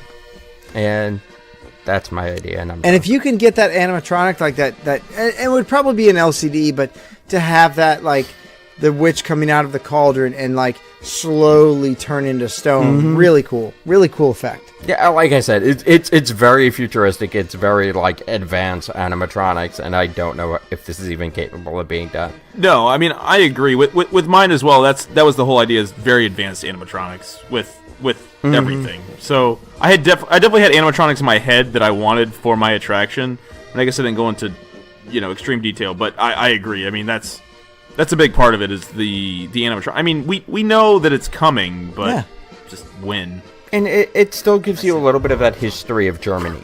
All right, so James, speaking for the Three Sheets Nation, we've all pitched our rides to you. You get to be Bob Chapek tonight, and don't cut my budget. James, just a heads up, you're going to be on a boat with three of us. Just saying. So here's the thing. Really great things. I loved Scott's car aspect, because that's what Germany's known for. BMWs. My son loves them. He's in love with every German car that's out there. I mean, he melts. They make some damn good motors. I'm a rice burner type of guy. I like my Toyotas. Don't even get me started on the beauty that is the Nissan GTR, man. for a long time, yes, that held the record at the Nordschleife. Trenton said, "Look, this is what we're talking about." What came to me was, I think Disney ought to just buy the rights to every Grimm story there is, every Grimm Brothers story, because that's what a lot of the early Disney movies were based on. Snow White, all that stuff was all based on the early Grimm stories. So, in my opinion, I thought a ride through all that. So, Trenton's, Tim, Adams, all that stuff. I think a ride through the history, what created the original Disney movies would be awesome. So, I don't know if I could pick one. You guys all had outstanding ideas. You did. Pretty much. You fucking cheaters. Not choosing anything. You do. You all fucking cheat. Well, you know what? You all fucking cheat. James? It'll just be left up to the nation and Trenton's poll. It's always on Trenton's poll. It keeps getting bigger, by the way. You know what? Honestly, this pavilion has so much room. It needs a ride, and I think Mikey said it best earlier. I think we all hear these rides, and we're all going to be disappointed when Disney doesn't do them, or does, since they listen. I love all five of these rides. They need a ride. What do you put there? Seriously. I mean, I'm not gonna lie. We gave five ideas. I stumbled on this. No, but hear me out, because I stumbled on this for a little bit, because the second it had to be an attraction, I would want a brew house. Well, no, I agree. So that was my first idea, and James knows. I said a fucking beer attraction? I don't. It doesn't necessarily need to be a beer attraction, but doing tours about, and just being local in Pennsylvania, just finding out how beer is made and like the different styles and how that works. I would love an actual working brewery on Disney property. But for the general public, I don't think it would work for the general public. Oh, without it, Germany always had. No, hear me out, because Germany has always the longest lines for their freaking queues when you're looking at food and wine. But who doesn't love the Brothers Grimm? I mean, everything is, I know Disney put a sweet twist on it, but it was very dark. Oh, without a doubt. And that can make for some really cool rides. They were all moral. Those stories started as moral makers, right? I mean, it's like, don't do this or you'll get fucking eaten, or don't do this, or Yeah, no, I mean, look, the German history has a lot of folklore to it. I mean, you talk about all these stories that it basically turned into Disney movies. But hear me out. James said it best before, where you have to be super careful what you put in Germany. Of course, Yes. of course. Yes. Let's make it something that everybody enjoys. And if you've ever seen the line Totally during Food agree. and Wine for that beer cart, you know exactly what I'm talking about. Yeah. And to have if they Well, get you could actually do a tour where it's just beer and sausage. exactly. Because they make some awesome sausage. And you know what? That's why you have fast cars and fast women. have a beer garden at the end of the Nordschleife. Be God. When Scott does that accent, I only think of the episode or the scene in Super Troopers where Jay Chandler's C-car pulls over the German couple in the Porsche. Who wants a mustache? I do. Yeah. That's the whole part I think about. That's the same accent. He sounds just like the German guy It's from a pretty Super generic Troopers. German accent. But no, I think that if you have fast cars and beer, you stay safe and it's not too dark and everyone enjoys it. And a little Disney tie-in. See, but at this point you have to be super careful with the cars too, because of all Yes, you the do too. freaking heat they're getting. But I mean, you put a Mercedes in there, no one's gonna give a shit. Everybody loves Mercedes. Yeah, but Dolly Parton loves Mercedes. the point is the whole Volkswagen is always more approachable. If hear me anyone out, is- but if- And you Well, can't hold make on, it hold an on. ETR because Paul Walker. If anybody has ever said, "I really want a Volkswagen," I'll buy them a beer. But here's And the also- game with I've this. owned What is 4 more approachable? Volkswagens. I always wanted a Carmen Ghia. What's more I've owned a approachable? Kia. What? Is a Beamer more approachable for the average person or a Who Volkswagen? dreams about more approachable? Nobody dreams about. Nobody dreams about dreams it, about but at settling. the same token... Do you know? But wait, you know what the wait, difference hear me between out. A Beamer No, and a wait. porcupine is? The porcupine doesn't drive like an asshole. The porcupine has his pricks on the outside. But it doesn't actually define a car. It's just a ride. It's just a ride. It does not define. This is more about the But that's the spirit whole of game with motoring, this. the spirit of driving. Yes, I would it also does. rather have a brand new Camaro than I would a Oh, BMW. hands down. Me too. Oh, Hold yeah. on, hold Love on. the Camaro. No. I would never be You able want to a get brand out of new it. Camaro? I'll take a No, '69. no, I I'm don't give a not rat's saying ass that. about a brand saying new Camaro. I'm comparing new cars. Con- if it was a new considering- Camaro or a new BMW, I would take a new Camaro. Considering any the new day. Camaro actually beat BMW M3 in a side-to-side test. I'll take an M3. Hands I'll down. take an M3. Or the AMG C63. How about them Fiats, though, huh? Yeah, look. Honestly, I think we can all agree Germany needs a ride. It's a beautiful pavilion that could use a little plussing. It is, Yeah. and I think they should. I think they should capitalize Plus, on the Kangol brothers. needs a ride. No, it's a brothers Well- scrim. I'm here to tell you, Disney ought to buy all the rights because all the early I movies think they're were all about public that. domain, though. So there's no They're Yeah, public that's domain what I'm doing now. at this point. They just need to crank out some more films. Well, they're not, because you have to be super careful, because Disney has Yes, you do. a lot of Yes. stories based on this. So if they fuck Yes, it they up, do. All the early exactly, stories. if they fuck it up, it's done. James, right now, you're Bob Chapek. Please don't cut budgets, but which attraction are you building? You know, I think I'm going with Tim. Oh, Damn it! I think I'm going with Tim. because Tim kind of pays nod to all of the Grimm's fairy tales. Yeah, he did it right. And that's it. I'm a Grimm fan. I'm a huge Grimm fan. Mikey, there are some glorious hair products over at the Magical Meltdown, and I'm talking about T-shirts, and that is the official Right. Get Fuzzy T-shirt. I'm wearing Scott's it right wearing now. it right Which now. he has no business wearing because he does not have a fucking I beard. don't. It's as rubbing close it. to fuzzy as he's gonna get. It's as close to fuzzy as I'm gonna Nesbit. He's got that prepubescent mustache going I on do. right now. I Well, it do. looks like some pubes. I don't know about.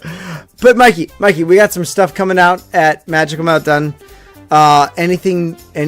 Now you just debuted the Stitch holding Chewie as a dog T-shirt. I did. And I hate you for it. I really do. I really do, Mikey. I hate you for that shirt. I was just He knew he was going to upset a lot of apple carts here.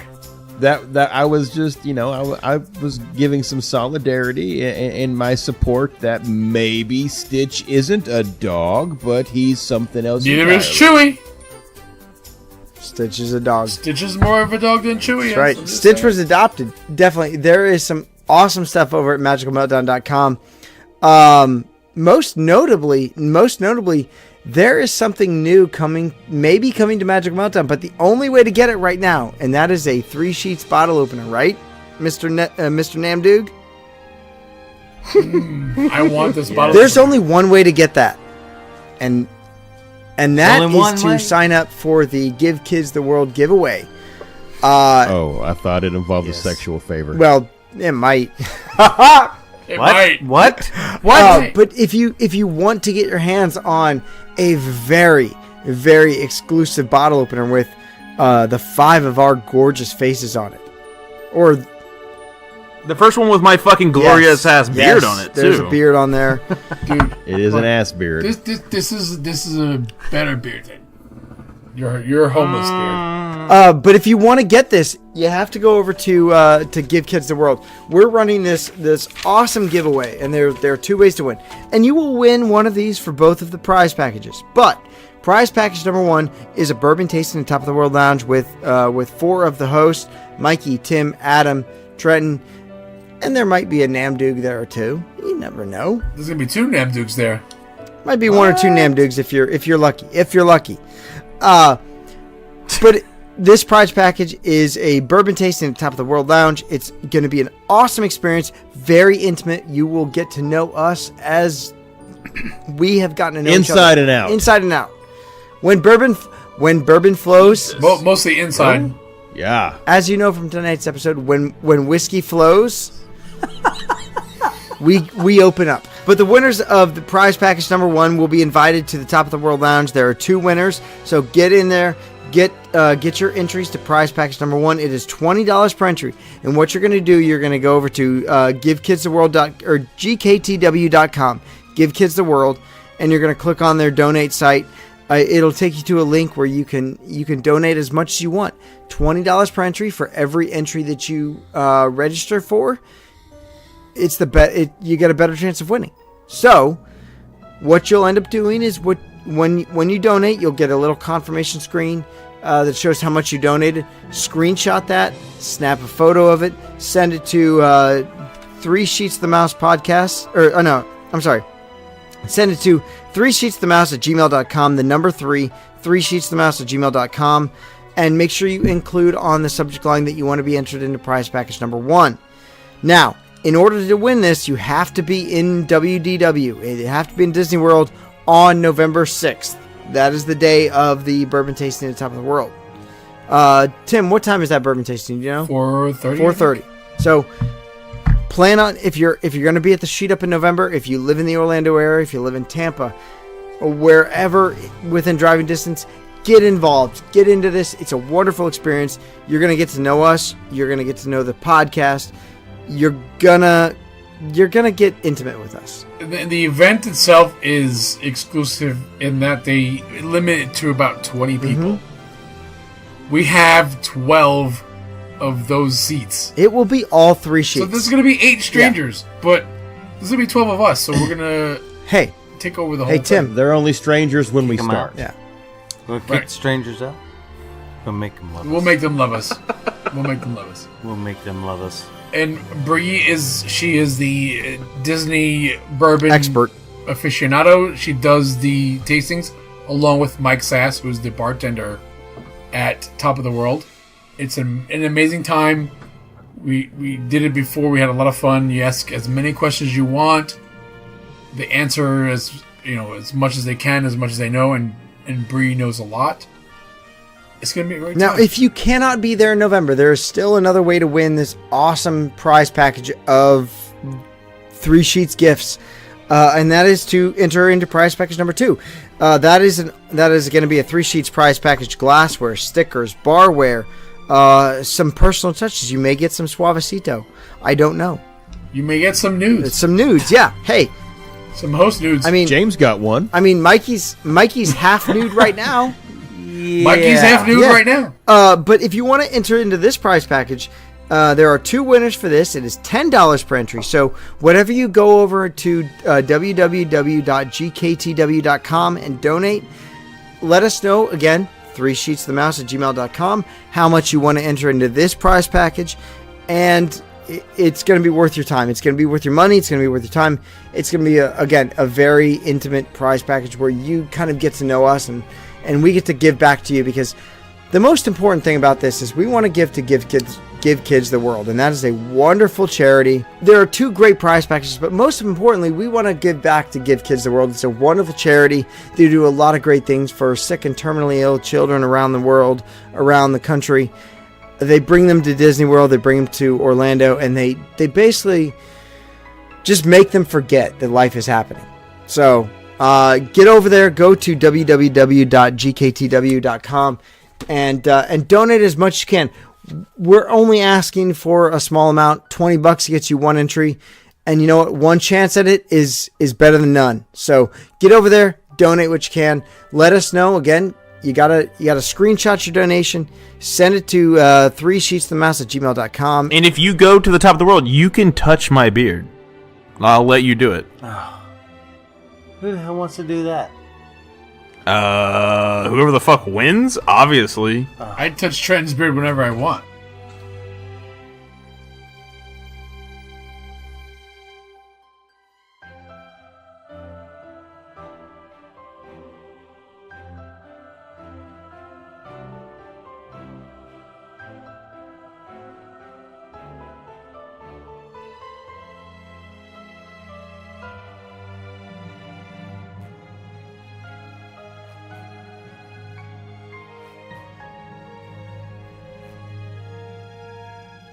I want to thank you all for joining us this week on 3 Sheets of Mouse. If you enjoyed the show, head over to iTunes, rate, review, and subscribe. It's the best way to help others like you, Disney fans who are also being fans of being adults and alcoholic beverages, find the show, because there's a niche for us. Look, everyone's got kids who goes to Disney. Sometimes you need to drink while having to deal with your kids. Well, I'm sorry. Most times you need to drink having to deal with your kids. Disney is the best way to do it. They win, you win. For real, please give us a review. Mention that I'm asking you specifically. If you mention my name in a review, I will read it on the show. No questions asked, word for word. But one other way to get others to like the show, share it. Just, post it on your Facebook, post it on your Instagram, post it on your Twitter. Let others know you're listening to 3 Sheets of Mouse, because there are plenty of people like you that love Disney, love alcohol, love bourbon, love whiskey, love vodka, love gin, and that's the best way for others to find the show. So share it. Share what you're listening to. It's an awesome way to grow the 3 Sheets community, because we all have a lot of fun in 3 Sheets Nation, and if you can invite more people to have more fun, why not, right? If you want to follow us on Instagram and Twitter, we're over there at 3 Sheets Podcast. If you're in the parks, tag us on Instagram. Don't forget to use the hashtag 3 Sheets Nation. That's it's a great way for us to know that you're posting, know that you're on there. We'll like your photos. We'll have some fun. We'll respond back to you. It's good times. But like we've talked about, the best way to interact with us and the best way to be a part of 3 Sheets Nation is to head over to the Facebook group. That's facebook.com/group/3sheets, or just search in the search bar 3 Sheets of the Mouse. It's really going to lead you right to us. You're going to ask to join. We're going to ask you 3 questions. Mikey, how easy are they? They're very easy questions to answer. I feel like we need to make them harder. Maybe we'd get more answers if they were more difficult. I mean, people like a challenge, so I don't know. They're so easy, a fucking bot can Probably. answer them. Maybe I should throw in a few more prepositions and an adverb in a couple of them, so you got to think about it. It's a great way for us to know that you want to be, you know what you're getting into. You've listened to the podcast. You've understood what 3 Sheets Nation's about. It's about family. It's about friends. It's about good Disney and good drinks. come hang out with us there.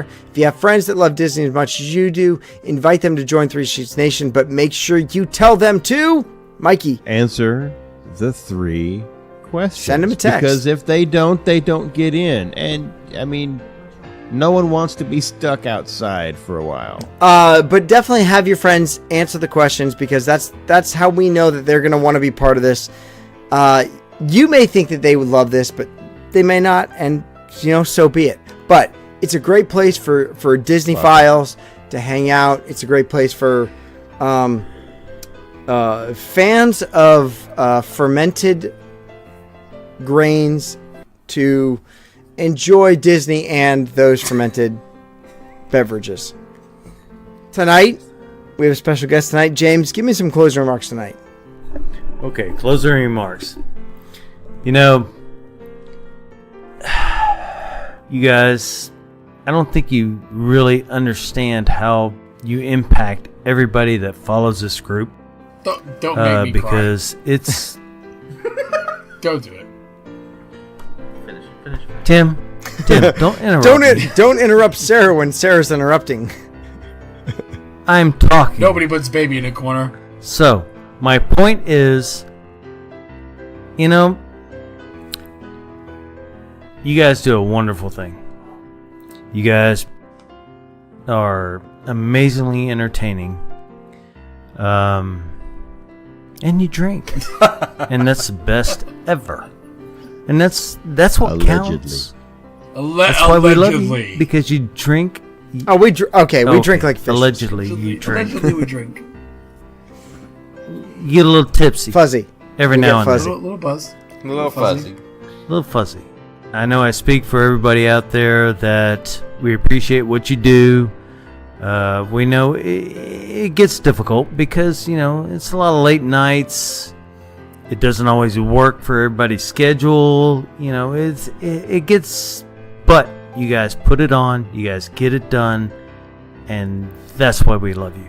And that's why we are part of Three Sheet Nations, because you guys step up and do it. And without you, it's just a Facebook page. With you, it's amazing. Mr. Namdug, I'm going to respectfully cut you off and say, without whatever. you, without you and the rest of the Three Sheets Right. Nation, It's you guys do it. we are just 5 guys talking to each other and bullshitting and drinking booze. And you, Yeah, that's what the you. nation, That's what you think. the nation has really But- made us who we are. But you could wait a minute. You cut me off. Now I'm cutting you off. That's what you think. You guys did this for fun, and you've got a lot of followers out there that are like, "This is amazing. This is amazing." You guys put on a podcast. You guys spend your time doing it. You guys do it, and we appreciate it. I appreciate it. I think I can speak for the rest of my hosts here and say the time that we spend doing this is a labor of love. We love what we do. We love the show that we put on. We love our listeners. We love Three Sheets Nation. It is so fun what we do because of you guys. And I say this with the bottom of my heart. I love doing this because you have made it fun for us. You have made it fun for us. Yeah. I love interacting with the group. And you've made it fun for us, all of you. And the beauty of it is you know what I love about it is all the different personalities, because you got the fucking angry Amish man who just drives me up a fucking wall. Everybody has different personalities, and that's what makes this show fucking awesome. Everybody has different personality. That's what I love. But that's my opinion. And that's indicative of our. That's the why I whole watch group. a show. A whole group. I love it. Love the Whole show. dichotomy of Love it. different. There are a plethora Yes. of different backgrounds, aspects of life, viewpoints, and we all come together for one Yep. love, and that's Disney and alcohol. Well, 2 loves. Yep. 2 loves. Thank you for being our judge this week. But Trenton, Yeah, Tim won. you still, the nation still has to decide, right?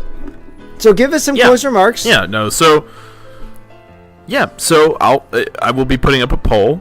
I really hope that Three Sheets Nation loves my idea because I want to be on top of that poll. Yeah, so let's get Scott on top of my poll. That's not true. Wait, I want to be on top of my own poll? How does this work? Well, logistics aside, let's vote, okay? I'm going to post the poll. We're going to vote on who had the best idea, no matter what James said, because Tim's wrong. And we're going to figure it out. But also, like James said, and Scott reiterated, we appreciate all of you. We appreciate the participation. We appreciate you listening. We appreciate you going to iTunes and giving us reviews and sharing us with your friends. Yeah, that's my closing remarks. All right, Adam. I've lost half because I have a dog freaking out from fireworks right now that I've been trying to take care of. So I lost call the half cops of on like him. the last 20 minutes or so. So I just want to tack on to what James said, and basically, we wouldn't be here without you guys. You guys make this worthwhile for us. So we didn't think that this would last as long as it has. And with all the drama and all the nonsense that goes on with the Disney podcast, and there's a whole shit ton lot of it, we found our tribe, we found our family with this group, and I can't appreciate all you guys more. So here's to me being socially awkward in November. Dude, you're gonna kill it. It is. October's gonna It be is. fun. October's a small group. I'm good with October. Oh, November, that's gonna be awesome. November, I'm gonna be overwhelmed with people. So Adam, I'll get you all warmed up in November. I'll sleep in bed with you. It's awesome. whatever you want. There you go. We got this then. Guess I'm sleeping with Stephanie then. Yep. Trenton's a spooner. Mikey, give us some closing remarks tonight. Order some shit. You can find me on Playgirl as Mike Order Honcho. shit. Go over to Magical Meltdown. We just got our latest delivery. I've joined the Fish Fetish Club. I've joined the Fuzzy Club too. Look at you. Not really. Let me tell you something. Not really. Rivera Tequila looks can't do great this. in orange. I want Looks that shirt great the in worst orange. way. So go get that Pick one. something up, especially if you like the smell of vinegar. Wash it. Wash it and wash it inside out. Yeah. Wash it inside out. Wash it inside out. And then wash it again because it cold. still smells like No. When you vinegar. wash it once, you wash it once, it's fine. It's totally fine after one wash. But go over to magicmeltdown.com, check out the teepublic page, check out our glassware page. We spent tonight drinking out of Glencairn's with our Three Sheets logo on them. Go get some of those. If you do like whiskey, I tell you, it's the best way to taste a whiskey. So, Tim, our final thoughts for tonight. All right. I'm going to stick my foot in my mouth yet again. Because I cannot leave a charity alone. I love charities. I've been a philanthropist all my life. Since I was a teenager, I've been raising money for March of Dimes, for St. Jude's, for countless charities. And this is the third one we've done. And I'm gonna raise a challenge to Three Cheese Nation. We've done this 3 times already, and we've matched everyone. I can't stop now, so I'm gonna match. Raise the money. Let's do it. Let's help some kids. Go over to www.gktw.com. Tim will match up to... I'll do 250. That's we're gonna go 250. Tim is going to match up to the highest donor who donates to 250. So if you want to make Tim spend his money, Make me spend my money. go over there, donate. The best part is we're gonna help some kids out. That's really it's a feel good time. But even better, you get some shit out of this. That's what we want. And you get to get drunk. You get to get me. drunk with Tim. If you win, Ooh. If you win. See, but it's much more fun to get drunk with me, and that's all I'm That gonna is say. Yes. Having gotten drunk with these guys, it's an experience that you will not regret. I promise you. Wait. Before you Yes. end, because This will drop when? Friday. I'll get it done by Friday. Friday? Alright, so it's gonna be... Friday the 13th. Ooh. Ooh. So, wait, I want to take a few seconds to wish Friday 13th. my husband of 4 years now? It'll be Right. 4 years in August, yeah. But 4 we've years. Been together a lot longer than that. Well, I've lost count of how many years we've been together, but I want to take just a few seconds to wish him a very happy birthday. That's right. Nice. And for this month, I get to enjoy the fact that he's fucking older than me. Until August, and then we're the same age again. But I just want to take a few seconds to wish him a very happy birthday and that I love him. Happy birthday. And Very well, nice. We love you, Tim. That's You it. guys too. Happy birthday. Even with your beard, your mustache twirling. All night. Wait, Beard of awesome. White Wheel the Beast. Which is I funny. hear you. We went to Scott's house last night, and I had my Disney fedora on, and Ethan goes, "You look like a cowboy." Which is weird because he's never seen a cowboy hat. No, and Right? he always tells me, Cowboy he's like, Pop "You look Pop. like you look pop, or you look like an old guy." Last night he's like, You look like an old guy. Nice. you look like a Like- cowboy." Like Clint Clint Eastwood. Eastwood, There you baby. go. But look, if you've kept listening through the show this far, God bless God you. bless you. But And I'm sorry. You should Hey, be man, home no. by now. But look, Hey, we hey. enjoy this. We enjoy this podcast. We enjoy doing this for us because we just enjoy hanging out. You know, thank you for listening. Thank you for being part of the Three Sheets Nation. And most importantly, from all of us here at Three Sheets of Mouse, thank you for making our show part of your Disney life. Thank you for your time, this time. And until next time, so long for just a while.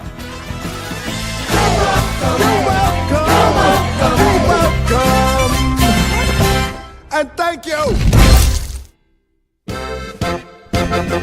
Ein Prosit, der Gemütlichkeit. Ein Prosit, der Gemütlichkeit. 1, 2, 3, Xupfa! Ziggy-zaggy, ziggy-zaggy! Hoi, hoi, hoi! Ziggy-zaggy, ziggy-zaggy! Hoi, hoi, hoi! Ziggy-zaggy, ziggy-zaggy! Hoi, hoi, hoi!